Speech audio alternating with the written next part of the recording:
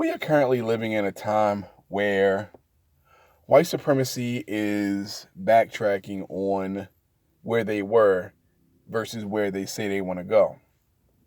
Basically, they want to revert back to Jim Crowism in America, where black people are not even considered a class of citizen, but yet just the footstools that everybody else prop themselves up upon. Right? Prop themselves upon. There you go. That was a bit redundant. Anyway, now I am vehemently against this, as all of you should be. And with all of this overt white supremacy, there have been a lot of brothers and sisters who have answered the call to action, to stand up and fight for black empowerment. Not black men, not black women, not black children, not black grandmothers, not black uncles, aunts, lesbians, gays, hunchbacks, gorillas, whatever. Black empowerment. Foundational black American empowerment. Let's be specific. And all over the country, there are good brothers and sisters putting in good work and paying heavy consequences and prices for doing this work, but it's necessary.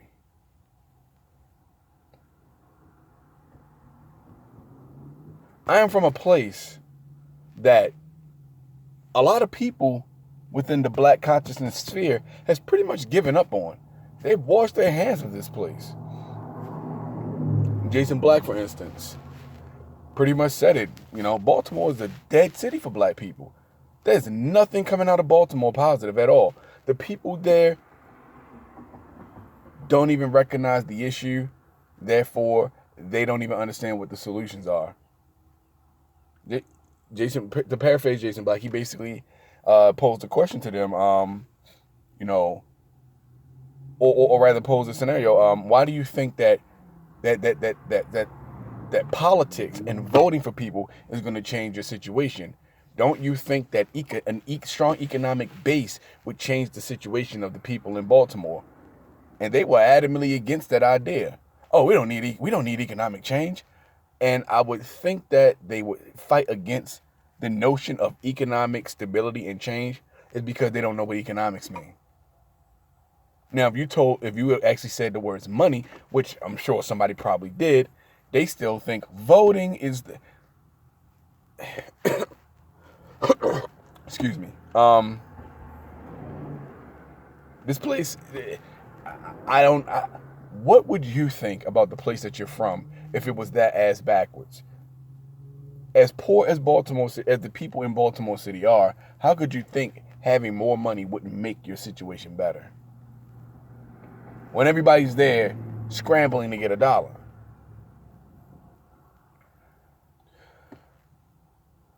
Supporting black businesses and black entrepreneurship doesn't mean that every nigga with an idea sets up a t-shirt stand.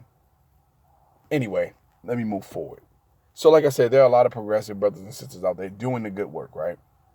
And I'm beating around the bush because I'm still having trouble wrapping my mind around this. Now, I talked to two of my homeboys on the East Coast. These are two fellas who I consider brothers. These dudes are like brothers. You know, we think alike, and we are looking into the same direction so far as where we want our lives to go. We may be taking different paths to get there, but we're moving in the same direction. And each one of them within the past couple of weeks have told me a story about a brother who was out in the hood, in the streets, doing the work. You know, involved in active shootouts, getting these brothers to put their guns down and stop shooting at each other and trying to kill each other. I mean, doing the work. My other homie was telling me about another brother who was in the community, helping the youth, helping them, fit in better with society and teaching them about economics and helping them get jobs and things like that. You know, trying to give them a more positive and optimistic outlook on the future. Now, I don't know if they're telling me the story. I don't know if they're telling me a story about two separate individuals or telling me the same story. The only confusion is the time in which they said this brother was murdered or these brothers were murdered. But here's the thing. Irrespective of whether they were different people or the same person, they were murdered in the neighborhood by the same individuals that they were there trying to help. They were basically trying to spread black empowerment, and they were murdered by the same people that they're trying to help. Now, my one homeboy, he's crushed by this because he was side by side with this dude, and he was side by side with him, out in the community doing the good work, giving food to the homeless, mentoring kids and stuff like that. He's done. He's done. He called me and told me, bro, there's no hope for these niggas here. He was like, how do you kill a brother like that? How do you kill somebody like that who was out there doing the good work? You know what I'm saying? How would you react to this? I'm asking you who's listening to this video. How would you react to that? How would you respond to that? Because I tell the people that I still fuck with over there that are willing to listen, bro, get the fuck away from that place. Get away from there. Look, now I'm not well versed on the goings-ons in every community, but I haven't heard anything about any community activists who were trying to reach our people with black empowerment being murdered by the same people that they're trying to help. I don't hear other stories like that coming from other places. If I am wrong, please correct me. But I don't hear stories like that. I'm here in California. I don't hear about that happening. Not like that, but back there. So, I do believe what Jason Black says. Baltimore is a lost city. If you can't get out of there, get the hell away from there. I know people that are making really good money in Baltimore, and they could be making even more if they got the fuck away from there.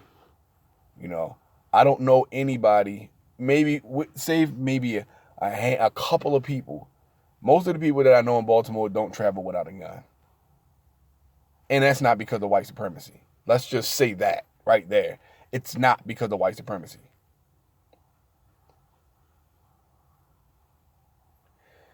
So, man, I'm at a loss for words with this. I mean, actually, no, I'm not. Because I'm already one that will tell you 2/3 of us are not going to make it. 2/3 of us here in this country aren't going to make it.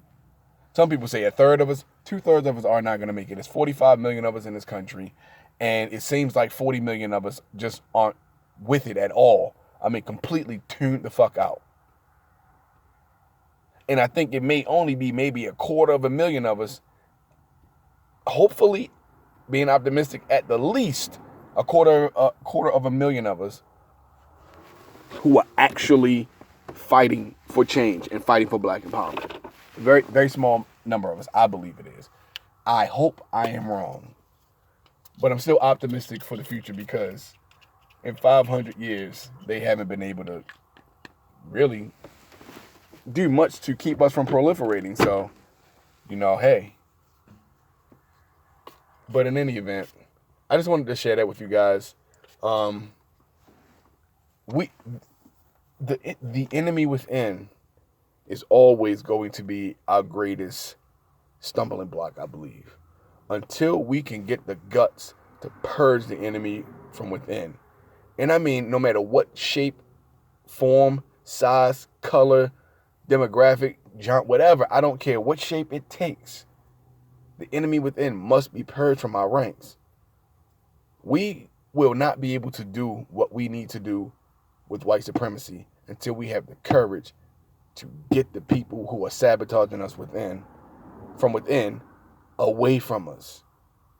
Whatever we have to do, there has to be a separation. There has to be a line drawn in the sand. They need to be on the other side of it.